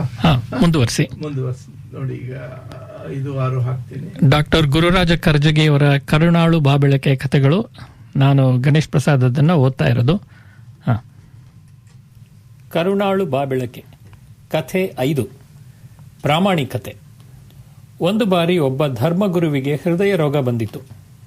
ವೈದ್ಯರು ಪರೀಕ್ಷೆ ಮಾಡಿ ಇದು ರಿಪೇರಿಯಾಗುವ ಹೃದಯವಲ್ಲ, ಬದಲಾಯಿಸಲೇಬೇಕು ಎಂದುಕೊಂಡರು. ಆದರೆ ಹೃದಯವನ್ನು ಯಾರು ದಾನ ಮಾಡಿಯಾರು? ಎಲ್ಲರಿಗೂ ಇರುವುದೇ ಒಂದು ಹೃದಯ. ಆದರೆ ವೈದ್ಯರಿಗೆ ಆಶ್ಚರ್ಯ. ವಿಷಯ ತಿಳಿದ 100 ಶಿಷ್ಯರು ನನ್ನ ಹೃದಯ ತೆಗೆದುಕೊಳ್ಳಿ ಎಂದು ಕೂಗುತ್ತಿದ್ದರು. ಆಗ ವೈದ್ಯರು ಅವರಿಗೆಲ್ಲ ಹೇಳಿದರು, ನೋಡಿ, ನಾಳೆ ಮಧ್ಯಾಹ್ನ ಈ ಧರ್ಮಗುರುವಿನ ಹೃದಯ ಚಿಕಿತ್ಸೆಯಾಗಲಿದೆ. ನಿಜವಾಗಿಯೂ ಹೃದಯ ದಾನ ಮಾಡಬೇಕೆಂದಿರುವವರು ಆಸ್ಪತ್ರೆಯ ಮುಂದಿರುವ ಬಯಲಿಗೆ ಬನ್ನಿ, ನಾನು ಯಾರಾದರೂ ಒಬ್ಬರನ್ನು ಆರಿಸಿ ಹೃದಯ ತೆಗೆದುಕೊಳ್ಳುತ್ತೇನೆ ಎಂದರು. ಅವರಿಗೆ ನಂಬಿಕೆ ಯಾರೂ ಬರುವುದಿಲ್ಲ ಎಂದು. ಮರುದಿನ ಮಧ್ಯಾಹ್ನ ವೈದ್ಯರಿಗೆ ಗಾಬರಿಯಾಗುವಂತೆ ಸಹಸ್ರಾರು ಜನ ಬಯಲಿನಲ್ಲಿ ನೆರೆದಿದ್ದಾರೆ. ಮಾಳಿಗೆಯ ಮೇಲೆ ಹೋದ ವೈದ್ಯರಿಗೆ ಯಾರನ್ನು ಆರಿಸುವುದು ಎಂಬ ಚಿಂತೆ. ಒಂದು ಉಪಾಯ ಹೊಳೆಯಿತು. ಅವರು ಮೇಲಿನಿಂದ ಧ್ವನಿವರ್ಧಕದಲ್ಲಿ ಕೂಗಿದರು, ನೋಡಿ, ನನಗೆ ಬೇಕಾದದ್ದು ಒಂದೇ ಹೃದಯ. ಆದ್ದರಿಂದ ನನ್ನ ಕೈಯಲ್ಲಿರುವ ಕೆಂಪು ಬಲೂನನ್ನು ಕೆಳಗೆ ಬೀಳಿಸುತ್ತೇನೆ. ಅದು ಯಾರ ತಲೆಯ ಮೇಲೆ ಬೀಳುತ್ತದೆಯೋ ಅವರು ಬಂದು ಹೃದಯವನ್ನು ಕೊಡಬೇಕು. ಆಗಬಹುದೇ ಎಂದರು. ಎಲ್ಲರೂ ಆಗಬಹುದು ಎಂದರು. ವೈದ್ಯರು ನಿಧಾನಕ್ಕೆ ಬಲೂನನ್ನು ಕೆಳಗೆ ಬಿಟ್ಟರು. ಕೆಳಗೆ ಏನಾಗುತ್ತಿತ್ತು ಗೊತ್ತೇ? ನೆರೆದಿದ್ದ ಸಹಸ್ರಾರು ಜನ ಕೈಯೆತ್ತಿ ಜೋರಾಗಿ ನನ್ನ ಹೃದಯ ತೆಗೆದುಕೊಳ್ಳಿ ಎನ್ನುತ್ತಿದ್ದರು. ಅದಲ್ಲದೆ ಬಲೂನು ಹತ್ತಿರ ಬಂದಾಗ ಉಫ್ ಎಂದು ಊದುತ್ತಿದ್ದರು. ಕೊನೆಗೆ ಬಲೂನು ಯಾರ ತಲೆಯ ಮೇಲೂ ಬೀಳಲಿಲ್ಲ. ಧರ್ಮಗುರುವಿನ ಗತಿ ಏನಾಯಿತೋ? ನಮ್ಮ ಪ್ರಾಮಾಣಿಕತೆ ಹೀಗಿದೆ. ನಾವು ಬಾಯಿಂದ ಹೇಳುವುದು ಒಂದು, ಮಾಡುವುದು ಮತ್ತೊಂದು. ನಮಸ್ಕಾರ. ತುಂಬಾ ಚೆನ್ನಾಗಿದೆ. ಕರುಣಾಳು ಬಾಬೆಳಕೆ ಕಥೆ 6. ಕಾಣದ ಕರೆ. ಒಂದು ಬಾರಿ ಟೆಲಿಗ್ರಾಫ್ ಆಪರೇಟರ್ ಹುದ್ದೆಗೆ ಜಾಹೀರಾತು ನೀಡಲಾಗಿತ್ತು. 100 ಜನ ಯುವಕ ಯುವತಿಯರು ಆ ಹುದ್ದೆಯನ್ನು ಬಯಸಿ ಸಂದರ್ಶನಕ್ಕೆ ಬಂದಿದ್ದರು. ಅವರನ್ನೆಲ್ಲ ಒಂದು ದೊಡ್ಡ ಕೊಠಡಿಯಲ್ಲಿ ಕೂಡಿಸಲಾಗಿತ್ತು. ಅದರ ಪಕ್ಕದ ಕೊಠಡಿಯಲ್ಲಿ ಸಂದರ್ಶನ ನಡೆಸುವ ಅಧಿಕಾರಿಗಳು ಕುಳಿತಿದ್ದರು. ಎಲ್ಲರೂ ತಮ್ಮ ತಮ್ಮ ಸರದಿಗಾಗಿ ಕಾಯುತ್ತಿದ್ದರು. ಅದು ಏತಕ್ಕೋ ಯಾರನ್ನೂ ಒಳಗೆ ಕರೆದಿರಲಿಲ್ಲ. ಗುಂಪು ಗುಂಪಾಗಿ ಕುಳಿತ ಅಭ್ಯರ್ಥಿಗಳು ತಮ್ಮ ತಮ್ಮೊಳಗೆ ಮಾತನಾಡಿಕೊಳ್ಳುತ್ತಾ ತಮ್ಮ ಅನುಭವ, ಮನೆಯ ಪರಿಸ್ಥಿತಿ, ತಮ್ಮ ಸಾಧನೆಗಳನ್ನು ಹಂಚಿಕೊಳ್ಳುತ್ತಿದ್ದರು. ಇನ್ನೂ ಏತಕ್ಕೆ ಯಾರನ್ನೂ ಸಂದರ್ಶನಕ್ಕೆ ಕರೆಯಲಿಲ್ಲ ಎಂದು ಚಡಪಡಿಸುತ್ತಿದ್ದರು. ಈ ದೊಡ್ಡ ಕೊಠಡಿಯ ಒಂದು ಮೂಲೆಯಲ್ಲಿ ಒಂದು ಟೆಲಿಗ್ರಾಫ್ ಯಂತ್ರವಿತ್ತು. ಅದು ಏನೋ ಸಪ್ಪಳವನ್ನು ಮಾಡುತ್ತಲೇ ಇತ್ತು. ಒಂದೇ ಸಮ ಕಿರಿಕಿರಿ ಮಾಡುವ ಸದ್ದು ಹತ್ತಿರ ಕುಳಿತವರ ಮಾತಿಗೂ ತೊಂದರೆ ಮಾಡುತ್ತಿತ್ತು. ಸ್ವಲ್ಪ ಹೊತ್ತಿನ ನಂತರ ಯಾರೂ ಅದರ ಕಡೆ ಗಮನವನ್ನು ನೀಡಲಿಲ್ಲ. ಒಬ್ಬ ಯುವಕ ಎದ್ದು ನಿಂತು ಆ ಕಡೆ ಈ ಕಡೆ ನೋಡಿ ಸಂದರ್ಶನದ ಕೊಠಡಿಯೊಳಗೆ ಹೋದ. ಉಳಿದವರಿಗೆ ಆಶ್ಚರ್ಯ. ತಾವು ಅವನಿಗಿಂತ ಮೊದಲಿಗೆ ಬಂದವರು ತಮ್ಮನ್ನೇಕೆ ಕರೆಯಲಿಲ್ಲ ಎಂದು ಕೆಲವರಂದುಕೊಂಡರೆ, ಅಂತೂ ಸಂದರ್ಶನ ಪ್ರಾರಂಭವಾಯಿತಲ್ಲ, ತಮ್ಮ ಬಾರಿಯೂ ಬರುತ್ತದೆ ಎಂದುಕೊಂಡವರು ಕೆಲವರು. ಸ್ವಲ್ಪ ಹೊತ್ತಿನ ನಂತರ ಒಳಗೆ ಹೋದ ಯುವಕ ನಗುನಗುತ್ತಾ ಹೊರಗೆ ಬಂದ. ಕುಳಿತವರನ್ನೆಲ್ಲ ನೋಡಿ ಹೇಳಿದ, ಸ್ನೇಹಿತರೆ, ನೀವು ಇಲ್ಲಿ ಕುಳಿತಿರುವುದರಲ್ಲಿ ಏನೂ ಅರ್ಥವಿಲ್ಲ.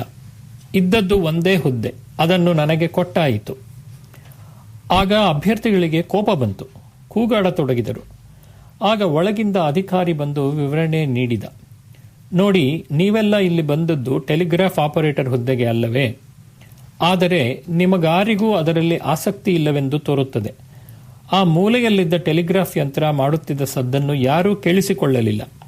ನಾನು ಒಳಗಿನಿಂದಲೇ ಸಂದೇಶ ಕಳುಹಿಸಿದೆ, ಯಾರಾದರೂ ಸಂದರ್ಶನಕ್ಕೆ ಸಿದ್ಧರಿದ್ದರೆ ಒಳಗೆ ಬನ್ನಿ ಎಂದು. ಈ ಯುವಕನೊಬ್ಬನೇ ಕೇಳಿಸಿಕೊಂಡ, ಒಳಗೆ ಬಂದ, ಅವನಿಗೆ ಹುದ್ದೆ ದೊರೆಯಿತು. ನಮ್ಮೆಲ್ಲರ ಜೀವನದಲ್ಲೂ ಇಂತಹ ಸೂಚನೆಗಳು, ಸಂದೇಶಗಳು ಬರುತ್ತಲೇ ಇರುತ್ತವೆ. ಗಮನಿಸಿ ಕಾರ್ಯಪ್ರವೃತ್ತರಾದವರು ಯಶಸ್ವಿಗಳಾಗುತ್ತಾರೆ, ಉಳಿದವರು ನೋಡುತ್ತಲೇ ಇರುತ್ತಾರೆ. ಧನ್ಯವಾದಗಳು. ತುಂಬಾ ಚೆನ್ನಾಗಿದೆ. ತುಂಬಾ ಚೆನ್ನಾಗಿತ್ತು ಎರಡೂ. ಹೌದು, ಬರೀ ನಂದು ಕೆಲಸ ಬರೀ ಓದೋದು. ಇದನ್ನ ಬರ್ದಿದ್ದಾರೆ ನೋಡಿ ಡಾಕ್ಟರ್ ಕರ್ಜಗಿ ಅವರು, ಬಹಳ ಚೆನ್ನಾಗಿ. ಮೊದಲನೇ ಕಥೆ ಹೃದಯ ಮತ್ತು ಬಲೂನ್ ಕಥೆ ನೀವು ಹೇಳಿದ್ರಲ್ಲ, ಅದಕ್ಕೂ ನಾವು ಹಾಡಿದ್ದ ಹಾಡುಗುವೆ ತುಂಬಾ ಸಂಬಂಧ ಇದೆ. ಇದು ನಾವು ಹಾಡ್ ಹಾಕ್ತಾರೆ ಅಂತ ನಿಮಗ್ ಗೊತ್ತಿರ್ಲಿಲ್ಲ, ನೀವ್ ಈ ಕತೆ ಹೇಳ್ತೀರಿ ಅಂತ ನಮಗ್ ಗೊತ್ತಿರ್ಲಿಲ್ಲ. ಹಾಗೆ ಕೋಯಿನ್ಸೈಡ್ ಆಗಿದೆ ನೋಡಿ, ತುಂಬಾ ಚೆನ್ನಾಗಿರ್ತದೆ ಅದನ್ನ. ಹೀಗೆ ಇದು ಮುಂದುವರಿಲಿ ಅಂತ ನಾವು ಖಂಡಿತ ಪ್ರಯತ್ನ ಪಡ್ತೀನಿ. ಕತೆಗಳು ಓದಿ ಕಳಿಸ್ಕೊಡ್ತೀನಿ. ಖಂಡಿತ. ಈಗ ಒಂದು ಸ್ಪಾನ್ಸರ್ ಸಂದೇಶಕ್ಕೆ ಬರೋಣ. 101 Music, an Australian production music catalog of over 250,000 track titles to suit your audio production needs. Music to propel the stories you want to tell. Whether it's a local brand advertisement or underscoring a television series, 101 Music delivers emotional solutions through music. Go to www.101.audio, search catalogs to license the music you need. 101 Music is a proud sponsor of 2RRR.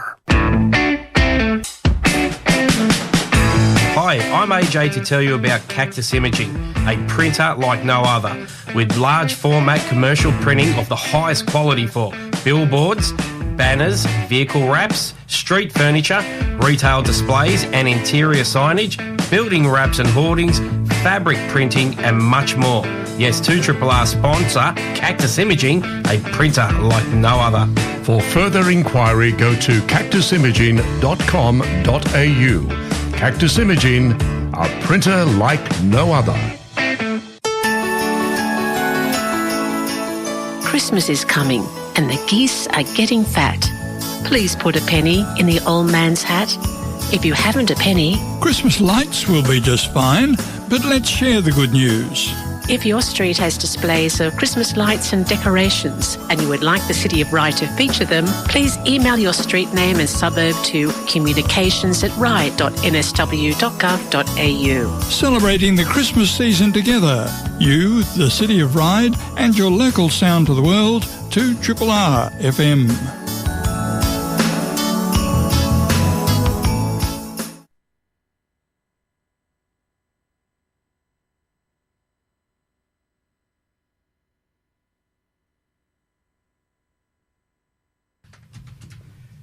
ಶ್ರೋತೃಗಳೇ, ಇದು Sydney Kannadavani 2RRR ಕ್ಷೇತ್ರದಿಂದ ಹೊರಬರುತ್ತಿರುವ ಕನ್ನಡ ಕಾರ್ಯಕ್ರಮ. ಇವತ್ತು ನನ್ನ ಜೊತೆ ಗಣೇಶ್ ಪ್ರಸಾದ್ ಮತ್ತು ಶಶಿಕಾಂತ್ ಅವರಿಬ್ರು ಇದ್ದಾರೆ. ಶ್ರೋತೃಗಳಿಗೆ ಜ್ಞಾಪಕ ಇರಬಹುದು, ರಂಜನಿ ಮತ್ತು ಜಯಂತ್ ಅವರು ಹೋದ ವಾರ ಒಂದು ಶ್ರವಣ ಪೋಸ್ಟ್ ಕಾರ್ಡ್, ಒಂದು ಆಡಿಯೋ ಪೋಸ್ಟ್ ಕಾರ್ಡ್ ನಮಗೆ ಕಳಿಸಿ ಅವರು ಸೌತ್ ಅಮೆರಿಕಾನಲ್ಲಿ ಓಡಾಡ್ತಿರೋದ್ರ ಬಗ್ಗೆ ಒಂದು ಬಹಳ ಚೆನ್ನಾಗಿ ಬರ್ದಿದ್ರು, ಚೆನ್ನಾಗಿ ಹೇಳಿದ್ರು. ಇವತ್ತು ಇನ್ನೊಂದು ಕಾರ್ಡ್ ನಮಗ್ ಬಂದಿದೆ, ಅದು ಏನ್ ಹೇಳ್ತಾರೆ ನೋಡೋಣ. ಈಗ ಸಿಡ್ನಿ ಕನ್ನಡವಾಣಿ ಶ್ರೋತೃಗಳಿಗೆ ಅಂಟಾರ್ಟಿಕಾ ಖಂಡದಿಂದ ಜಯಂತ್ ಮಾಡುವ ನಮಸ್ಕಾರಗಳು. ಪ್ರಸ್ತುತ 2 ದಿನ ಹಡಗಿನಲ್ಲಿ ಪ್ರಯಾಣಿಸಿ ಅಂಟಾರ್ಟಿಕಾ ಖಂಡದಲ್ಲಿ ಸಂಚರಿಸುತ್ತಿದ್ದೇವೆ.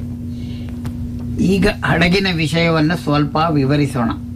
ಈ ಹಡಗಿನ ಹೆಸರು MS ರಾಲ್ಡ್ ಅಮುಂಡ್ಸೆನ್. ಇದರಲ್ಲಿ 11 ಹಂತ ಇದೆ. ಮೊದಲ 3 ಹಂತ ಹಡಗನ್ನು ನಡೆಸುವವರು ಉಪಯೋಗಿಸುತ್ತಾರೆ. 4ರಿಂದ 10ರವರೆಗೆ ಪ್ರಯಾಣಿಕರಿಗೆ ಕ್ಯಾಬಿನ್ ನೀಡಲಾಗುತ್ತದೆ. 11ನೇ ಹಂತದಲ್ಲಿ ಸ್ವಿಮ್ಮಿಂಗ್ ಪೂಲ್, ಸ್ಪಾ, ಸಾನಾ ಇದೆ. ಇದರಲ್ಲಿ gym, massage parlour, hair salon, swimming pool, spa, Sana ಮುಂತಾದವುಗಳು ಸಹ ಪ್ರಯಾಣಿಕರಿಗಾಗಿ ಇದೆ. ಇದರಲ್ಲಿ 3 ತರಹ ಉಪಹಾರ ಗೃಹ ಇದ್ದು, ಬೆಳಿಗ್ಗೆ ಕಾಂಟಿನೆಂಟಲ್ ಬ್ರೇಕ್ಫಾಸ್ಟ್, ಮಧ್ಯಾಹ್ನ ಬಫೆ ಊಟ ಹಾಗೂ ರಾತ್ರಿ ಅಲಾಕಾರ್ಟೆ ಡಿನ್ನರ್ ವ್ಯವಸ್ಥೆ ಇರುತ್ತದೆ. 10ನೇ ಹಂತದಲ್ಲಿ ಪೇಯಬಲ್ ಸ್ಪೆಷಲ್ ಮೆನು ಸಹ ಇದೆ. ಈ ಎಲ್ಲಾ ಉಪಹಾರ ಗೃಹಗಳಲ್ಲಿಯೂ ಎಲ್ಲಾ ರೀತಿಯ ಪಾನೀಯಗಳು ಲಭ್ಯವಿದೆ. 3ನೇ ದಿನ ಬೆಳಗ್ಗೆ ಹಡಗು ಅಂಟಾರ್ಟಿಕಾ ಖಂಡದ ಡಾಲ್ಮನ್ ಬೇ ಬಳಿ ತಂಗಿತು. ಇದು ಮೊದಲ ಬಾರಿ ಈ ಸ್ಥಳಕ್ಕೆ ಬರುತ್ತಿದೆ ಎಂದು ಇನ್ಫಾರ್ಮೇಶನ್ ಸೆಷನ್ನಲ್ಲಿ ಹೇಳಿದರು. ಹಡಗಿನಿಂದ ನಾವು ಐಸ್ಬರ್ಗ್, ಹಂಪ್ಬ್ಯಾಕ್ ವೇಲ್ಸ್ ಮತ್ತು ಇತರ ವಿವಿಧ ಪಕ್ಷಿಗಳನ್ನು ನೋಡಿದೆವು. ಹವಾಮಾನ ಮುನ್ಸೂಚನೆ ಪ್ರಕಾರ ಅಂಟಾರ್ಟಿಕಾದಲ್ಲಿ -1ರಿಂದ 7ರವರೆಗೆ ಇರುತ್ತದೆ. ಇಲ್ಲಿ ನಾವು ಇಳಿದು ಒಂದು ಸಣ್ಣ ಝೋಡಿಯಾಕ್ ಬೋಟ್ನಲ್ಲಿ ಅಂಟಾರ್ಟಿಕಾ ಭೂಮಿಯಲ್ಲಿ ಇಲ್ಲಿನ ಪ್ರಾಣಿ ಪಕ್ಷಿಗಳನ್ನು ನೋಡಿದೆವು. ನಂತರ ನಾನು ಮಾತ್ರ ಸೈನ್ಸ್ ಬೋಟ್ನಲ್ಲಿ ಮತ್ತೆ 1.5 ಗಂಟೆಗಳ ಕಾಲ ಇದ್ದು ನೀರಿನ ಸ್ಯಾಂಪಲ್ ಹಾಗೂ ಆ ಜಾಗದ ಆಳ, ತಾಪಮಾನ ಮತ್ತು ಕಂಡಕ್ಟಿವಿಟಿ, GPS ಲೊಕೇಶನ್ ಎಲ್ಲವನ್ನೂ ರೆಕಾರ್ಡ್ ಮಾಡಿದೆವು. ಇದನ್ನು ಟಾಸ್ಮಾನಿಯಾ ಯೂನಿವರ್ಸಿಟಿಯಲ್ಲಿ ಅನಲೈಸ್ ಮಾಡುತ್ತಾರೆ. ಮಾರನೇ ದಿನ ಬೆಳಗ್ಗೆ ಬ್ರೌನ್ ಸ್ಟೇಷನ್ ಎಂಬ ಸ್ಥಳಕ್ಕೆ ಝೋಡಿಯಾಕ್ ಬೋಟ್ನಲ್ಲಿ ಕರೆದುಕೊಂಡು ಹೋದರು. ಇಲ್ಲಿ ಜಂಟು ಪೆಂಗ್ವಿನ್ಗಳು ವಾಸ ಮಾಡುತ್ತದೆ. ಇಲ್ಲಿ ನಾವು ಸ್ವಲ್ಪ ದೂರ ಹಿಮದ ಮೇಲೆ ನಡೆದೆವು. ಮಧ್ಯಾಹ್ನ ನಮ್ಮನ್ನು ಮತ್ತೊಂದು ಸ್ಥಳ ಪ್ಯಾರಡೈಸ್ ಹಾರ್ಬರ್ನಲ್ಲಿ ಸುತ್ತಾಡಿಸಿದರು. ಇಲ್ಲಿ ನಾವು ಹಂಪ್ಬ್ಯಾಕ್ ತಿಮಿಂಗಿಲ ಹಾಗೂ ಪೆಂಗ್ವಿನ್ಗಳನ್ನು ಸಮುದ್ರದಲ್ಲಿ ನೋಡಿದೆವು. ಇಂದು ವಿಶ್ರಾಮ ದಿನ. ಮಧ್ಯಾಹ್ನ ಹವಾಮಾನ ಸರಿಯಾಗಿದ್ದಲ್ಲಿ ಓರ್ನೆ ಬೇ ಬಳಿಗೆ ಹೋಗಿ ಮತ್ತೊಂದು ಬಗೆಯ ಚಿನ್ ಸ್ಟ್ರ್ಯಾಪ್ ಪೆಂಗ್ವಿನ್ ಅನ್ನು ನೋಡುವ ಅವಕಾಶ ಇರಬಹುದು. ಆದರೆ ದೊಡ್ಡ ಅಲೆಗಳು ಇದ್ದ ಕಾರಣ ಓರ್ನೆ ಬೇ ಬಳಿ ಹೋಗಲಾಗಲಿಲ್ಲ. ಅದರ ಬದಲು ಪೋರ್ಟಲ್ ಲ್ಯಾಂಡ್ ಎನ್ನುವ ಜಾಗದಲ್ಲಿ 2ನೇ ಬಾರಿಗೆ ಅಂಟಾರ್ಟಿಕಾ ಖಂಡದ ಹಿಮದ ಮೇಲೆ ನಡೆಯಲು ಅವಕಾಶ ನೀಡಿದರು. ಇಲ್ಲಿ ಕೆಲವು ಚಿನ್ ಸ್ಟ್ರ್ಯಾಪ್ ಪೆಂಗ್ವಿನ್ಗಳನ್ನು ನೋಡಿ ಮತ್ತೆ ಹಡಗಿಗೆ ಬಂದವು. ಇದಿಷ್ಟು ಇಲ್ಲಿಯ ತನಕ ನಮ್ಮ ಪ್ರವಾಸದ ಅನುಭವಗಳು. ನಮಸ್ಕಾರ. ತುಂಬಾ ಚೆನ್ನಾಗಿದೆ ಜಯಂತ್, ಹೀಗೆ ಕಳಿಸ್ತಾ ಇರಿ ಅಂತ ಕೇಳ್ಕೊಳ್ಳೋಣ. ಧನ್ಯವಾದಗಳು ಜಯಂತ್ ಅವರೇ. ಈಗ ಮತ್ತೆ ಯಾರೋ ಗಣೇಶ್ ಪ್ರಸಾದ್ ಅವ್ರ ಕಡೆಗೆ ಬರ್ತಾ ಇದೆ. ಅವರು ಹೋದ್ವಾರ ಅದು ಸಾಹಿತ್ಯದ ಧೀಮಂತ ವ್ಯಕ್ತಿಗಳ, ಸಾಹಿತ್ಯದಲ್ಲಿ ಸೇವೆ ಮಾಡಿರುವಂತ ಧೀಮಂತರ ಪರಿಚಯ ಮಾಡಿಕೊಟ್ಟು ಮೊದಲನೇ ಕಂತಿನಲ್ಲಿ 2 ಪರಿಚಯ ಮಾಡಿಕೊಟ್ರು. ಒಬ್ಬರು ದೇವಡು ನರಸಿಂಹಶಾಸ್ತ್ರಿಗಳು, ಇನ್ನೊಬ್ರು ಕೃಷ್ಣಶಾಸ್ತ್ರಿಗಳು. ಸೊ ಇವತ್ತು ಅವರು ನಾವು ಇದ್ದಾರೆ ಈ ಸಮಯದಲ್ಲಿ ನಾವು ದೇವಡು ನರಸಿಂಹಶಾಸ್ತ್ರಿಗಳು ಹಾಗೂ AR ಕೃಷ್ಣಶಾಸ್ತ್ರಿಗಳು ಅವರಿಬ್ಬರು ಮೊಮ್ಮಕ್ಕಳು ಸಿಡ್ನಿಯಲ್ಲಿದ್ದಾರೆ ಅಂತ ಹೇಳ್ಬೋದಲ್ವೇ? ಹೇಳ್ಬೋದು, ಖಂಡಿತವಾಗಿ ಹೇಳ್ಬೋದು. ಇವತ್ತು ಇನ್ನಿಬ್ರು ಶಾಸ್ತ್ರಿಗಳು ನೀವು ಮೊದಲು ಯಾವ್ದು ಹೇಳ್ತೀರಿ?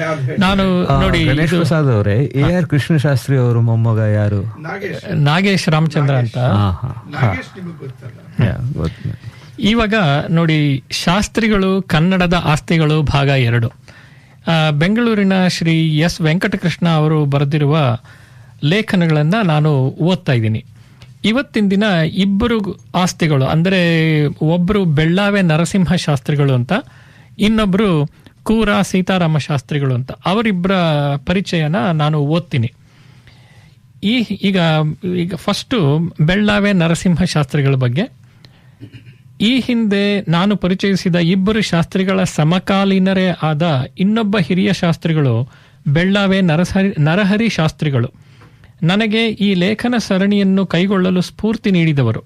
ಏಕೆಂದರೆ ನಾನು ದಿವಸವೂ ಓಡಾಡುವ ಮಾರ್ಗದಲ್ಲೇ ಅವರ ಮನೆ ಮತ್ತು ಅವರ ಹೆಸರಿರುವ ರಸ್ತೆ ಇದೆ.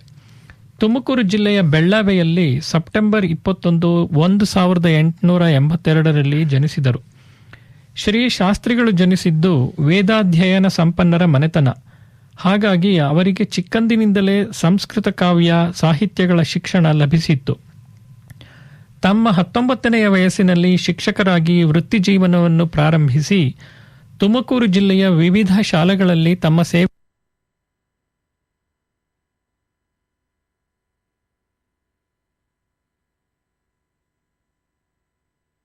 ಅವರು ಸಾಹಿತ್ಯಾಭ್ಯಾಸವನ್ನು ಹಳೆಗನ್ನಡದೊಡನೆ ಸಂಸ್ಕೃತಾಭ್ಯಾಸವನ್ನು ಸಹ ಮುಂದುವರಿಸಿದರು. ನಾನು ಈ ಹಿಂದೆ ಪರಿಚಯಿಸಿರುವ ಇಬ್ಬರು ಮಹನೀಯರು ಸಹ ಗದ್ಯ ಕಾವ್ಯ ರಚನೆಯಲ್ಲಿ ಮತ್ತು ಶಿಕ್ಷಣ ಕ್ಷೇತ್ರದಲ್ಲಿ ತಮ್ಮ ಹೃತ್ಪೂರ್ವಕ ಕೊಡುಗೆಯನ್ನು ನೀಡಿದ್ದಾರೆ. ಆದರೆ ಶ್ರೀ ನರಹರಿ ಶಾಸ್ತ್ರಿಗಳು ಒಬ್ಬ ಮಹಾನ್ ವ್ಯಕ್ತಿ. ಎಷ್ಟು ಕ್ಷೇತ್ರಗಳಲ್ಲಿ ಪ್ರವೇಶ ಮಾಡಿ ಸಾಧನೆಗೈದು ತಮ್ಮ ಛಾಪನ್ನು ಮೂಡಿಸಬಹುದೋ ಅಷ್ಟೂ ಕ್ಷೇತ್ರಗಳಲ್ಲಿ ತಮ್ಮ ಪರಿಣಿತಿಯನ್ನು ತೋರಿಸಿದ್ದಾರೆ. ಅವರು ತೆಲುಗು, ಸಂಸ್ಕೃತ ಮತ್ತು ಇಂಗ್ಲಿಶಿನ ಉತ್ತಮ ಗ್ರಂಥಗಳನ್ನು ಆಸಕ್ತಿಯಿಂದ ಓದಿದ್ದರಷ್ಟೇ ಅಲ್ಲದೆ ಅವುಗಳ ಬಗ್ಗೆ ಆಳವಾದ ಚಿಂತನ ಮಂಥನ ನಡೆಸಿದ್ದರು. ಅವರ ಶೀಘ್ರ ಗ್ರಹಣಶಕ್ತಿ, ಅಧ್ಯಯನಶೀಲತೆ, ಆಲೋಚನಾಪರತೆ ಅವರಿಗೆ ಮುಂದೆ ಕವಿಗಳಾಗಲು, ನಾಟಕಕಾರರಾಗಲು ಸಹಾಯಕವಾಯಿತು. ಶಾಸ್ತ್ರಿಗಳು ಚಿಕ್ಕ ವಯಸ್ಸಿನಿಂದಲೇ ನಾಟಕ ರಂಗದ ಕಡೆಗೆ ಆಸಕ್ತಿ ಮತ್ತು ಆಕರ್ಷಣೆ ಬೆಳೆಸಿಕೊಂಡಿದ್ದ ಶಾಸ್ತ್ರಿಗಳು ಅವಕಾಶ ದೊರೆತಾಗಲಿಲ್ಲ ನಾಟಕದಲ್ಲಿ ಅಭಿನಯಿಸುತ್ತಿದ್ದರು. ಖ್ಯಾತ ಗುಬ್ಬಿ ಕಂಪನಿಯ ನಾಟಕಗಳು ತಮ್ಮೂರಲ್ಲಿ ನಡೆದಾಗ ಹೇಗೋ ಹೋಗಿ ಆ ನಾಟಕಗಳನ್ನು ನೋಡುತ್ತಿದ್ದರು. ಆಗಿನ್ನೂ ಅವರಿಗೆ ಬಹುಶಃ 8 ರಿಂದ 9 ವರ್ಷ ವಯಸ್ಸಿರಬಹುದು. ಗುಲೇಬ ಕಾವಲಿ, ಚೋರಕತೆ ಮುಂತಾದ ನಾಟಕಗಳನ್ನು ಸಾಧ್ಯವಾದಷ್ಟು ಬಾರಿ ನೋಡಿದ್ದರು. ಶಾಸ್ತ್ರಿಗಳಿಗೆ ಚಿತ್ರಕಲೆ. ಶ್ರೀ ಶಾಸ್ತ್ರಿಗಳು ಮೇಲುಕೋಟೆಯಲ್ಲಿ ಉಪಾಧ್ಯಾಯರಾಗಿದ್ದಾಗ ಅವರು ವೃದ್ಧ ತಂದೆಯವರನ್ನು ಸಹ ತಮ್ಮೊಂದಿಗೆ ಇಟ್ಟುಕೊಂಡು ಆರೈಕೆ ಮಾಡುತ್ತಿದ್ದರು. ಆದರೆ ಅವರ ತಂದೆ ತೀವ್ರವಾಗಿ ಅನಾರೋಗ್ಯದಿಂದ ಹಾಸಿಗೆ ಹಿಡಿದು ನಂತರ ದೈವಾಧೀನರಾದರು. ಅವರ ಅಂತ್ಯಕ್ರಿಯೆ ಸಂಸ್ಕಾರಗಳೆಲ್ಲ ಮುಗಿಸಿದ ನಂತರ ಶಾಸ್ತ್ರಿಗಳಿಗೆ ಹೊಳೆಯಿತು, ತಮ್ಮ ತಂದೆಯವರ ಒಂದು ಭಾವಚಿತ್ರವೂ ತಮ್ಮ ಬಳಿಯಲ್ಲಿಲ್ಲ ಎಂದು. ಅದೇ ಯೋಚನೆಯಲ್ಲಿ ರಾತ್ರಿ ಮಲಗಿದಾಗ ಅವರ ತಂದೆಯವರೇ ಬಂದು ಎದುರು ನಿಂತಂತಾಯಿತಂತೆ. ಬೆಳಗಾದ ಕೂಡಲೇ ಶಾಸ್ತ್ರಿಗಳು ಚಿತ್ರಕಲೆಯ ಸಲಕರಣೆಗಳನ್ನು ಜೋಡಿಸಿಕೊಂಡು ತಮ್ಮ ತಂದೆಯ ಚಿತ್ರವನ್ನು ಬರೆಯಲು ಪ್ರಾರಂಭಿಸಿದರು. ಅವರನ್ನು ನೋಡಿದ್ದ ತಮ್ಮ ನೆನಪಿನ ಆಧಾರದ ಮೇಲೆ ತಮ್ಮ ತಂದೆಯವರ ಸಂಪೂರ್ಣ ಚಿತ್ರವನ್ನು ಬರೆದರಂತೆ. ನೋಡಿದವರಿಗೆಲ್ಲ ಅದೊಂದು ಅತಿ ನೈಜ ಚಿತ್ರವಾಗಿ ತೋರಿತ್ತಂತೆ. ತಮ್ಮ ಅಧ್ಯಾಪಕ ವೃತ್ತಿಯಲ್ಲಿ ಗಳಿಸಿದ ಅನುಭವದಿಂದ ಶಾಸ್ತ್ರಿಗಳು ಇತರ ಶಿಕ್ಷಕರ ಮಾರ್ಗದರ್ಶನಕ್ಕಾಗಿ ಕೆಲವು ಕೈಪಿಡಿಗಳನ್ನು ಸಿದ್ಧಪಡಿಸಿದ್ದರು. ಅದಲ್ಲದೆ ಸುಬೋಧ ಪತ್ರಿಕೆಯಲ್ಲಿ ಧಾರಾವಾಹಿಯಾಗಿ ಶಿಕ್ಷಣದ ಬಗ್ಗೆ ವಿದ್ವತ್ಪೂರ್ಣ ಲೇಖನಗಳನ್ನು ಬರೆದರು. ಅವರು ರಚಿಸಿದ ಕೆಲವು ಶಿಕ್ಷಣ ಗ್ರಂಥಗಳು ಶಿಕ್ಷಣ ಕ್ಷೇತ್ರದಲ್ಲೇ ಕ್ರಾಂತಿಯನ್ನು ಉಂಟುಮಾಡಿದವು. ಇವುಗಳಲ್ಲಿ ಶಾಲಾ ನಿತ್ಯಾನುಶಾಸನ ಪ್ರಸಿದ್ಧವಾಗಿದೆ. ಶಿಕ್ಷಣ ಇಲಾಖೆಗೆ, ಅಧ್ಯಾಪಕ ವರ್ಗದವರಿಗೆ, ಶಿಕ್ಷಣ ಸಂಸ್ಥೆಗಳಿಗೆ ಇದೊಂದು ಉತ್ತಮ ಕೈಪಿಡಿ. ಇದಲ್ಲದೆ ಶಾಲಾ ಸಂವಿಧಾನ ಎಂಬ ಕೈಪಿಡಿಯನ್ನು ರಚಿಸಿದರು. ಇವರಿಗೆ ಅವಧಾನ ಕಲೆ ಕೂಡ ಕರತಲವಾಗಿತ್ತು. ಇವರು ಸಾಹಿತ್ಯದ ವಿವಿಧ ಪ್ರಕಾರಗಳಲ್ಲಿ ನೈಪುಣ್ಯವನ್ನು ಸಾಧಿಸಿದ್ದ ಶ್ರೀ ಶಾಸ್ತ್ರಿಗಳು ಅವಧಾನ ಕಲೆಯನ್ನು ಸಹ ಕರಗತ ಮಾಡಿಕೊಂಡಿದ್ದರಿಂದಲೇ ಅವರ ಪಾಂಡಿತ್ಯ ನಮ್ಮ ಊಹೆಗೂ ನಿಲುಕದ್ದು. ಒಮ್ಮೆ ಅವರು ಪ್ರಯಾಣಿಸುತ್ತಿದ್ದ ಟ್ರೈನಿನಲ್ಲೇ ಅವಧಾನ ಕಾರ್ಯಕ್ರಮವನ್ನು ನಡೆಸಿದರಂತೆ.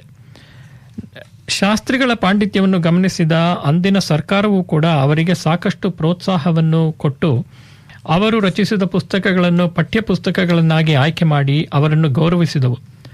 ಅವರಿಂದ ರಚಿತವಾದ ರಾಜಭಕ್ತಿ ಕಾವ್ಯವನ್ನು ಕಲ್ಕತ್ತಾ ವಿಶ್ವವಿದ್ಯಾನಿಲಯವು 1934 ಸಾಲಿನ BA ಪದವಿಗೆ ಪಠ್ಯಪುಸ್ತಕವನ್ನಾಗಿ ಆಯ್ಕೆ ಮಾಡಿತ್ತು. ಶಾಸ್ತ್ರಿಗಳಿಂದ ರಚಿತವಾದ ಶ್ರೀ ಕೃಷ್ಣ ಪಾರಿಜಾತ ನಾಟಕವು 1935ರಲ್ಲಿ ಮದ್ರಾಸು ವಿಶ್ವವಿದ್ಯಾನಿಲಯದಲ್ಲಿ BA ಪದವಿಗೆ ಪಠ್ಯಪುಸ್ತಕವಾಗಿತ್ತು. ಅವರ ಅನೇಕ ನಾಟಕಗಳು ಮದ್ರಾಸು ಆಕಾಶವಾಣಿಯಿಂದ ಕೂಡ ಪ್ರಸಾರವಾಗಿರುವುದು ಗಮನಾರ್ಹ. ಶಾಸ್ತ್ರಿಗಳು ಚಲನಚಿತ್ರ ರಂಗವು ಭಾರತೀಯ ಚಲನಚಿತ್ರ ರಂಗದೊಡನೆಯೇ ಬೆಳೆದು ಬಂದಿದೆ. 1931ರಲ್ಲಿ ಭಾರತದ ಪ್ರಥಮ ಚಲನಚಿತ್ರ ಆಲಂ ಅರ ಬಿಡುಗಡೆಯಾದರೆ ಕನ್ನಡದ ಪ್ರಥಮ ಚಲನಚಿತ್ರ ಸತಿ ಸುಲೋಚನಾ 1934ರಲ್ಲಿ ಬಿಡುಗಡೆಯಾಯಿತು.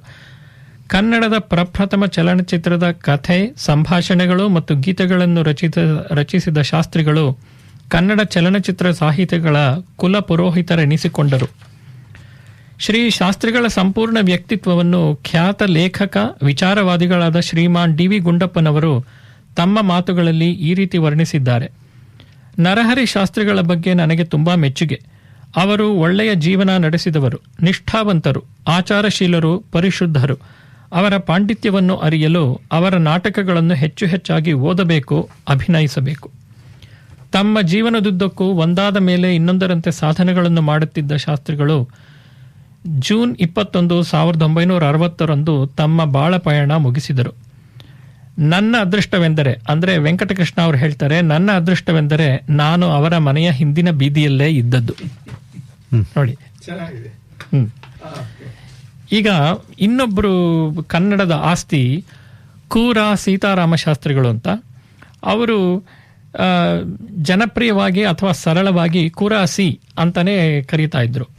ಅವರು ಕನ್ನಡ ಚಲನಚಿತ್ರೋದ್ಯಮದಲ್ಲಿ ನಟ, ಬರಹಗಾರ, ಗೀತರಚನೆಕಾರ ಮತ್ತು ನಿರ್ದೇಶಕರಾಗಿದ್ದವರು.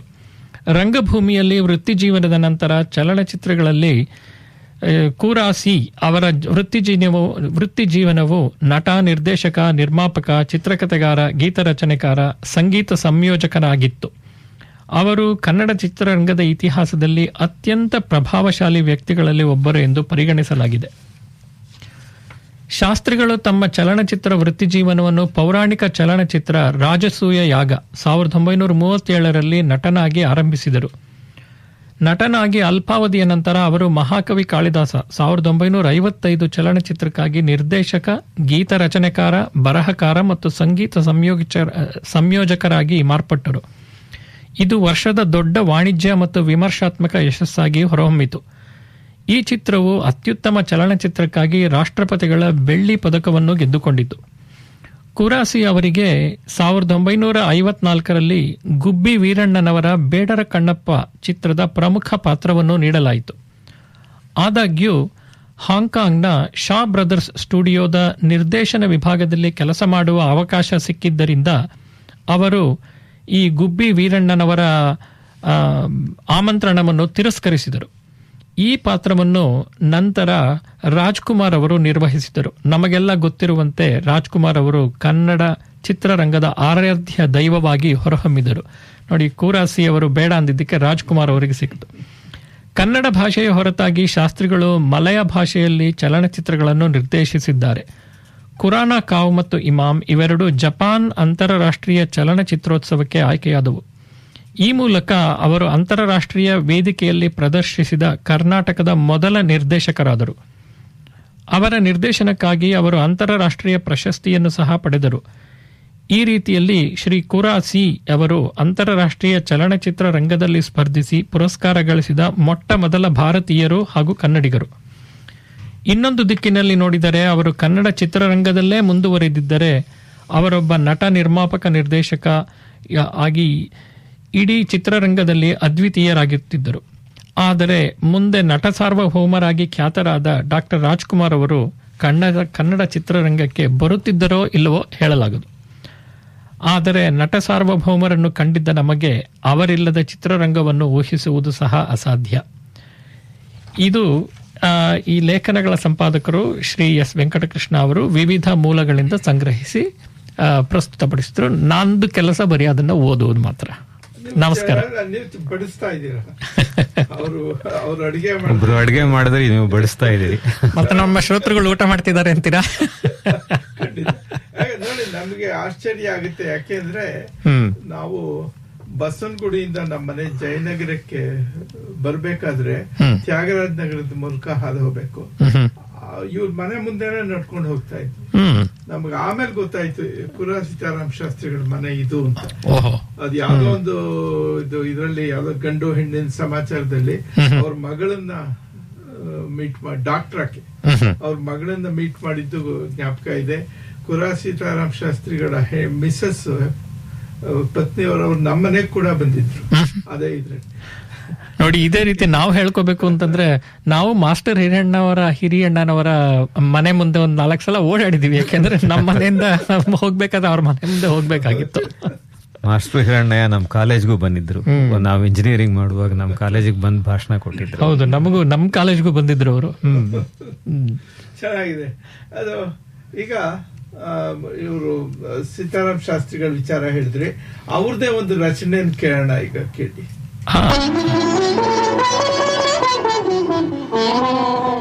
ದೂರ ದೂರ ಅಲ್ಲೇ ನಿಲ್ಲಿ ನನ್ನ ದೇವರೇ, ದೂರ ದೂರ ಅಲ್ಲೇ ನಿಲ್ಲಿ ನನ್ನ ದೇವರೇ, ಸಂಯಮಶೀಲ ಸಡಲಿ ಪಜಾಲ ಹೂಡಲು ಏಕಿ ಛಲ,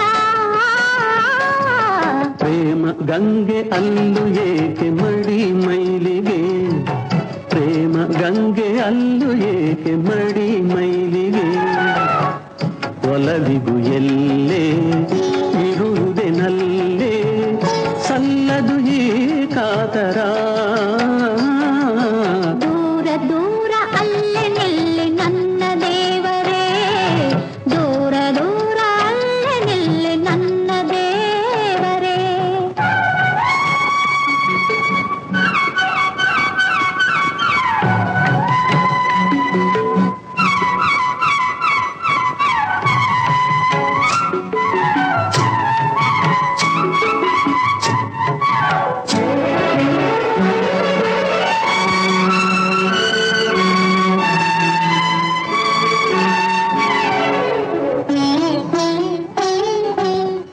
ಹರೆಯದ ಬಾಲೆ ಅರಳಿದ ಮುಲ್ಲೆ, ಹರೆಯದ ಬಾಲೆ ಅರಳಿದ ಮುಲ್ಲೆ, ಹರೆಯದ ಬಾಲೆ ಅರಳಿದ ಮುಲ್ಲೆ, ಪೂಜೆಗೆ ಮುನ್ನ ಬಾಡಲು ಮುಲ್ಲೆ,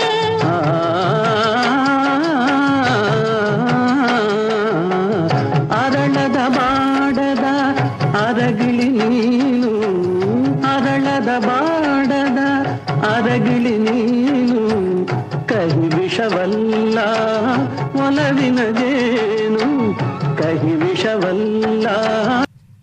ಕಾರ್ಯಕ್ರಮದ ಕೊನೆಗೆ ಬರ್ತಾ ಇದೀವಿ. ಅನಿವಾರ್ಯ ಇದು, ಮುಗಿಲೇಬೇಕಲ್ಲ. ಹೌದು, all good things come to an end ಅಂತ ಹೇಳ್ತಾರೆ.